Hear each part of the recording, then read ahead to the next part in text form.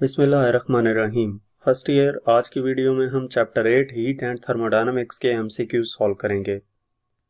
First MCQs है, a real gas can be approximated to an ideal gas at low density, high pressure, high density, low temperature. कि real gas जो है उसको हम कैसे कह सकते हैं कि वो एक आइडियल गैस है, किस अप्रोक्सीमेशन की बेस पे। इस वजह से कि लो डेंसिटी होती है, हाई प्रेशर है, हाई डेंसिटी है या लो टेम्परेचर है। तो अगर इस एमसीक्यूज की बात की जाए कि रियल गैस को हम आइडियल गैस कब कह सकते हैं, तो रियल गैसेस आइडियल गैसेस उस वक्त कहलाएंगी जब उनकी डेंसिटी लो होगी, जहां पे मॉलिक्यूलर इंटरेक्शंस मिनिमम होते हैं, यानी कि इसका ए ऑप्शन करेक्ट है। एमसीक्यूज नंबर 2 है, a thermos flask containing milk is shaken vigorously, temperature of milk rises due to process called.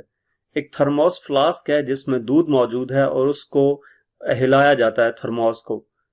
अब जो मिल्क का टेम्परेचर है वो राइज कर जाता है, किस प्रोसेस के जरिए से? आइसोकोरिक, आइसोथर्मल, आइसोबैरिक या एडियाबैटिक प्रोसेस। तो अगर इन प्रोसेसेस की बात की जाए तो वो प्रोसेस जिसकी वजह से टेम्परेचर मिल्क का इंक्रीज कर जाएगा थर्मोस फ्लास्क के अंदर, वो एडियाबैटिक प्रोसेस है। एडियाबैटिक प्रोसेस कौन सा होता है? एडियाबैटिक प्रोसेस में ना तो हीट एंटर होती है और ना ही सिस्टम से हीट लीव करती है। शेक करने से जो उसको एनर्जी मिलेगी वो क्या करेगी? उसका टेम्परेचर इंक्रीज कर देगी। तो इसका ये डी ऑप्शन करेक्ट है। नेक्स्ट एमसीक्यूज नंबर 3 है, considering your metabolism as a system in Ramzan during fasting it is dash process. कि मेटाबॉलिज्म सिस्टम को अगर कंसिडर किया जाए तो फास्ट में रमजान में रोजा रखने के दौरान ये प्रोसेस क्या कहलाता है?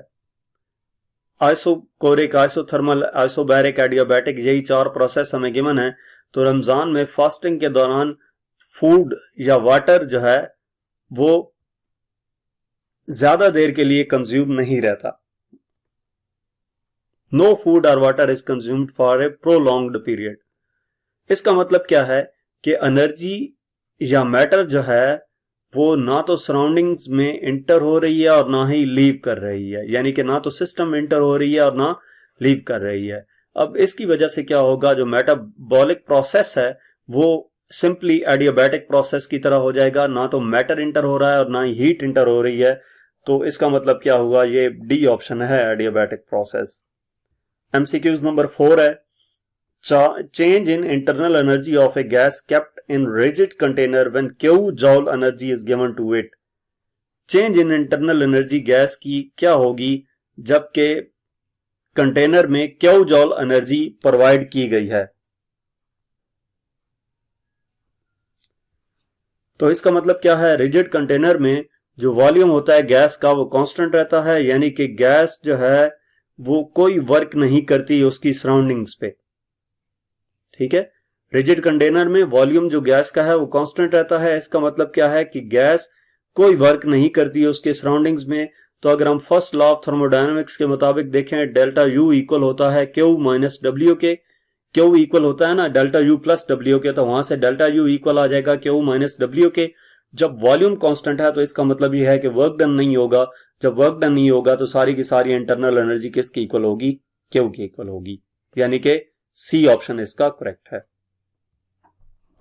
एमसीक्यूज नंबर 5 है, the volume of an ideal gas increases from 5 cubic metre to 20 cubic metre under constant pressure of 6 into 10 power 5 pascal. Work done by the gas is. Volume जो है आइडियल गैस का वो 5 से 20 cubic metre increase करता है constant pressure पे। Work done gas की वजह से कितना होगा? तो इसका सोल्यूशन हम देख लेते हैं। Work done by the gas under constant pressure, इसके लिए फार्मूला हम यूज करेंगे W equal to P delta V। Pressure 6 into 10 power 5 है और डेल्टा V की वैल्यू क्या होगी? 20 minus 5, यानी कि इसको 15 से हम मल्टीप्लाई करेंगे तो ये 9 into 10 power 6 जॉल आ जाएगा। सी ऑप्शन करेक्ट है। एमसीक्यूज नंबर 6 है, which process involves an increase in entropy. कौन सा प्रोसेस जो है वो इंक्रीज इन एंट्रोपी को इंडिकेट करता है? क्रिस्टलाइजेशन, सब्लिमेशन, फ्रीजिंग या condensation. Increase in entropy, entropy क्या होता है? Degree of disorder. तो एंट्रोपी जो है डिसऑर्डर और रैंडमनेस इन ए सिस्टम, इसको हम एंट्रोपी कहते हैं। इंक्रीज इन एंट्रोपी मतलब है इंक्रीज इन डिसऑर्डर। तो सब्लिमेशन जो है इसमें क्या होता है, सब्सटेंस डायरेक्टली किस में चला जाता है, सॉलिड फेज से गैस फेज में, without passing through the liquid phase. तो सब्लिमेशन का जो प्रोसेस है इसमें एंट्रोपी क्या होती है, इंक्रीज होती है, क्योंकि सब्लिमेशन के प्रोसेस में डिग्री ऑफ डिसऑर्डर सबसे हाई है।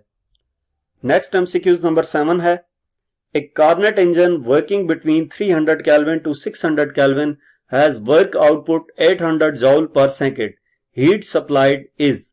कार्नेट इंजन है जो कि इन दो टेम्परेचर के दरमियान वर्क कर रहा है, वर्क आउटपुट इतनी है तो हीट कितनी सप्लाई होगी उसको।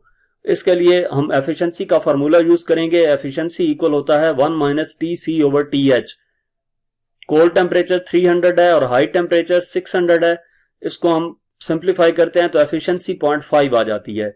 इसी तरह एफिशिएंसी का दूसरा formula output divided by input यानी कि work done divided by QH है। हमने QH कैलकुलेट करना है कि हीट कितनी सप्लाई की गई है, तो W ओवर एफिशिएंसी आ जाएगा, एफिशिएंसी इधर आकर डिवाइड होगा, तो इसको हम सिंप्लीफाई करते हैं। QH इक्वल आ जाता है 1600 के, यानी कि इसका बी ऑप्शन करेक्ट है। नेक्स्ट एमसीक्यूज नंबर 8 है, a Carnot engine working between 0 degree centigrade to 200 degree centigrade has efficiency eta1, then same engine works between 0 degree centigrade to minus 200 degree centigrade has efficiency eta2. Ratio of its efficiencies is कि कार्नेट engine जो है वो 0 degree centigrade से 200 degree centigrade के दरमियान जब work कर रहा है तो उसकी एफिशिएंसी eta1 है, और यही कार्नेट इंजन जब 0 डिग्री सेंटीग्रेड से माइनस 200 डिग्री सेंटीग्रेड तक वर्क करता है इन टेम्परेचर्स के दौरान, तो वो उसकी एफिशिएंसी eta2 है। अब इस सारे प्रोसेस के दरमियान जो रेशो ऑफ एफिशिएंसी है वो क्या होगी, तो इसके लिए हम क्या करेंगे, पहले eta1 कैलकुलेट कर लेंगे, यानी कि 0 डिग्री सेंटीग्रेड से 200 डिग्री सेंटीग्रेड पे, तो 1 माइनस TC ओवर TH। अब TC जो है उसको हम कंसिडर कर लेंगे 0 डिग्री सेंटीग्रेड कोल्ड टेम्परेचर, यही दिया गया ना 0 डिग्री सेंटीग्रेड, और 200 डिग्री सेंटीग्रेड हाई टेम्परेचर है, तो 0 प्लस 273 केल्विन में कन्वर्ट करने के लिए, और ये 200 प्लस 273 केल्विन में कन्वर्ट करने के लिए इसको हम सिंप्लीफाई करेंगे तो ये 0.423 आ जाता है। और इसी तरह eta2 एफिशिएंसी 0 डिग्री सेंटीग्रेड से माइनस 200 डिग्री सेंटीग्रेड तक कैलकुलेट करने के लिए 1 minus TC over TH formula use किया, 1 माइनस, अब इसमें कोल्ड टेम्परेचर माइनस 200 है, माइनस 200 प्लस 273 केल्विन में कन्वर्ट करने के लिए, और नीचे हाई टेम्परेचर 0 डिग्री सेंटीग्रेड है, ये 273 आ जाएगा, इसको सिंप्लीफाई किया तो 0.733 आ जाता है। अब इन एफिशिएंसीज की रेशो कैलकुलेट की, eta1 ओवर eta2, तो ये 0.577 आ जाता है, यानी कि ए ऑप्शन इसका करेक्ट है। नेक्स्ट एमसीक्यूज नंबर 9 है, maximum work is obtained by the process called.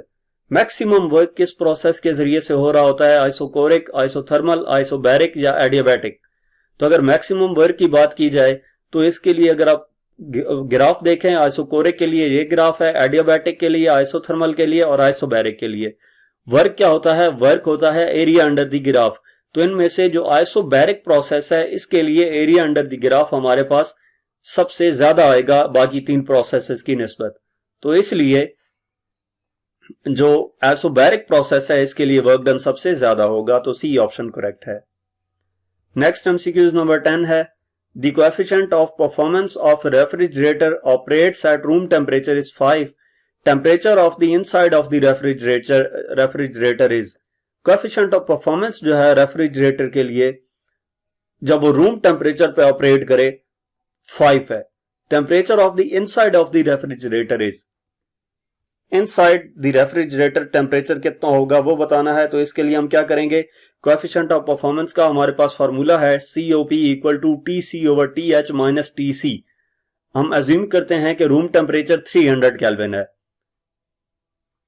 तो ये क्या आ जाएगा, इसमें वैल्यूज पुट करेंगे। कोएफिशिएंट ऑफ परफॉर्मेंस 5 हमें गिवन है, equal to TC divided by TH, high temperature 300 kelvin minus TC, cold temperature हमने कैलकुलेट करना है, कौन सा टेम्परेचर, इनसाइड द रेफ्रिजरेटर। इसको हम इधर जाकर मल्टीप्लाई करेंगे, 5 इंटू 300 माइनस TC इक्वल आ जाएगा TC के, यानी कि 5 को इधर मल्टीप्लाई करेंगे ब्रैकेट ओपन करके, 1500 minus 5 TC equal to TC, 5 TC इधर आएगा तो प्लस हो जाएगा, 1500 इक्वल आ जाएगा 6 TC के, 6 इधर आकर डिवाइड होगा तो TC इक्वल आ जाता है 250 के, यानी कि ये सी ऑप्शन करेक्ट हो जाएगा 250 केल्विन। तो यहां तक 10 MCQs थे। मजीद आगे MCQs देखने के लिए हमारा चैनल विजिट करें। इसके अलावा अगर आप किसी भी सब्जेक्ट की ऑनलाइन जो हम ट्यूशन पढ़ना चाहते हैं तो हमसे व्हाट्सएप पे कांटेक्ट कर सकते हैं। Thank you.